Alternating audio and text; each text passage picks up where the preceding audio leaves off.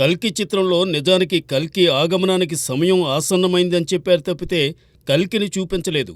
అదే సమయంలో ప్రతినాయకుడు కమల్ హాసనే కలి అనే భావన కలిగేలా సినిమాను ముగించారు. అయితే మెజారిటీ ఆడియన్స్ ఇది కేవలం ట్రైలర్ లాంటిది మాత్రమేనని, అసలు కథ మిగిలి ఉందని చెబుతున్నారు.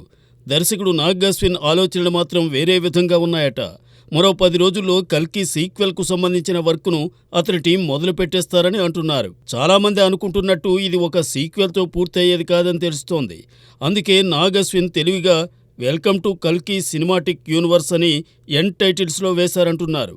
ప్రథమ భాగంలో అశ్వత్థామ, భైరవ పాత్రలపై దృష్టి పెట్టిన నాగ్ అశ్విన్ ద్వితీయార్థంలో యాక్షన్ పాత్రను హైలైట్ చేస్తాడని, ఆ తరువాత కల్కి మీద ఫోకస్ పెడుతూ మూడో చిత్రాన్ని తీస్తాడనే గుసగుసలు వినిపిస్తున్నాయి.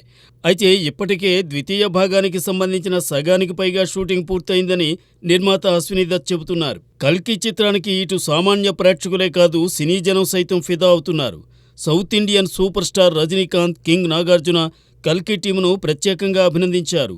వీరిద్దరి స్పందన ఇప్పుడు వైరల్గా మారిపోయింది. అలానే కేజీఎఫ్ ఫేమ్ రాఖీ భాయ్ ఎస్ సైతం నాగశ్విన్ దూరదృష్టికి, ధైర్యానికి హ్యాట్స్ ఆఫ్ చెప్పాడు.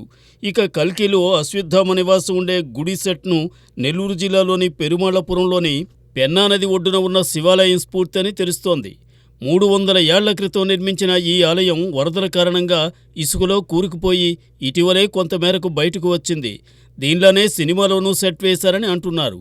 ఇక కల్కి సినిమా జోరు రెండో రోజు కూడా బాగానే కొనసాగింది. తొలి రోజున 191.5 కోట్ల గ్రాసును వసూలు చేసిన ఈ సినిమా వరల్డ్ వైడ్ రెండో రోజుకు 298.5 కోట్ల రూపాయలకు చేరింది.